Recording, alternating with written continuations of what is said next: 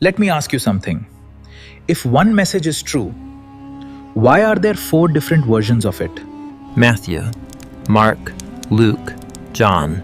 4 Gospels. 4 accounts of the same person. But not identical, not word for word. So why?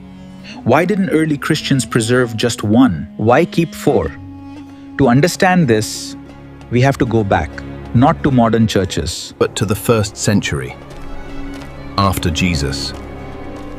His followers begin sharing his story. But here's the key detail.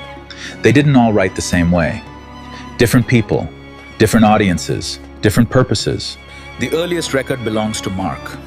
It's direct, focused on action. Matthew writes differently. He speaks to a Jewish audience. He connects Jesus to earlier prophets. The records indicate that the events transpired precisely in 1642. The evidence is irrefutable. And then comes John. Completely different tone. More reflective. More philosophical. Now pause. 4 Gospels, each with a different perspective, but telling the story of the same person. Now here is the important question. Were they meant to be identical? Or were they meant to complement each other? Because if you think about it, multiple perspectives can give a fuller picture. Like 4 witnesses describing the same event.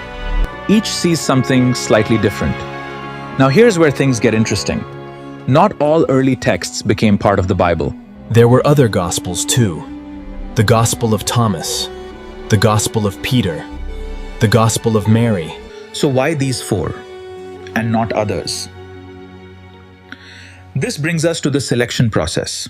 Early church leaders looked for certain things: connection to apostles, consistency with accepted teaching, widespread use among communities. The 4 Gospels met these criteria. Others did not. Or were seen as conflicting, so they were left out. Now think about this. The 4 Gospels were not chosen randomly.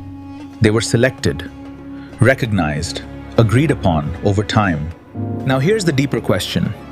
Do 4 different accounts strengthen the message or create confusion? Because on one hand, multiple perspectives add depth.